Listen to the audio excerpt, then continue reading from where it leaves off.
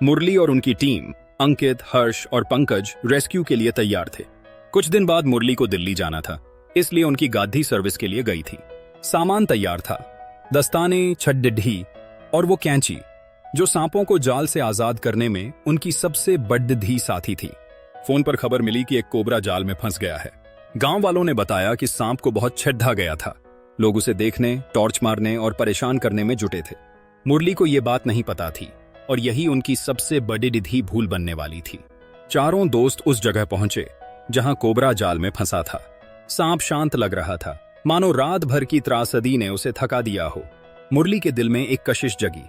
इसे प्यार से छुद्धा लेते हैं, उन्होंने सोचा।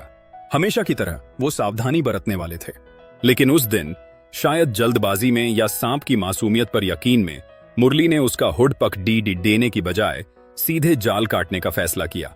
कोबरा का वार जैसे ही मुरली ने कैंची से जाल पर पहला वार किया, कोबरा की शांति टूटी।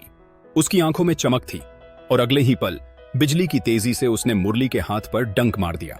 1 सेकंड का चौथा हिस्सा मुरली बाद में फेसबुक लाइव में बताते हैं, वो इतनी तेजी से आया और काट कर चला गया कि मुझे पता ही नहीं चला। दर्द की लहर दौड़ दी और मुरली को अपनी गलती का एहसास हुआ, लेकिन हौसला नाम है उनका और वो डिगे नहीं। सांप को छुद्धाने का काम पूरा किया, उसे झोले में डाला और फिर ध्यान अपनी चोट की ओर गया। कोबरा के 2-3 दांत मुरली की उंगली में धंस गए थे। अनुभव और डर के मिश्रण में मुरली ने अपने दांतों से उन टूटे दांतों को निकाल लिया। यह गलत था क्योंकि इससे इन्फेक्शन का खतरा बेरहट सकता था, लेकिन उस पल में मुरली का एकमात्र लक्ष्य था सांप और खुद दोनों को बचाना। उनकी टीम ने एंटी वेनम देने की बात की, लेकिन मुरली जानते थे कि समय बीत रहा है। कोबरा का जहर न्यूरोटॉक्सिक और जानलेवा शरीर में फैलने लगा था। जिंदगी की रेस्क्यू के बाद मुरली ने गाड़ी स्टार्ट करने की कोशिश की, लेकिन किस्मत ने फिर साथ नहीं दिया। गाड़ी स्टार्ट नहीं हुई। दिल की धड़कनें तेज हो रही थीं और जहर का असर शुरू हो चुका था।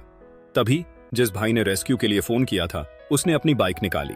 मुरली को पीछे बिठाकर अंकित और वो भाई हॉस्पिटल की ओर दौड़े।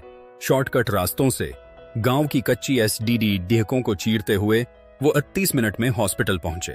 मुरली बताते हैं, 500 मीटर की दूरी बाकी थी जब मुझे लगा कि मेरा अंतिम समय आ गया। पेट में जलन, सिस्टम डैमेज हो रहा था और दिल कह रहा था, बस अब शायद आप लोगों से मुलाकात नहीं होगी। उस पल मुरली ने अपने इष्ट द्वारिकाधीश और वृंदावन बिहारी लाल को याद किया। अगर मैंने कोई गलती की हो, कोई बेजुबान या इंसान का दिल दुखाया हो, तो मुझे सजा दे दो प्रभु, लेकिन अगर मेरा इरादा नेक था तो मुझे बचा लो। उन्होंने मन ही मन प्रार्थना की। हॉस्पिटल में जंग हॉस्पिटल पहुंचते ही मुरली ने डॉक्टर को बताया, सर कोबरा ने काटा है, वो मेरी गाढ़ी में है, जल्दी इंजेक्शन दीजिए। अगले ही पल वो टेबल पर लेट गए और फिर 5 घंटे तक बेहोश रहे। डॉक्टरों ने तुरंत 10 एंटीवेनम इंजेक्शन दिए।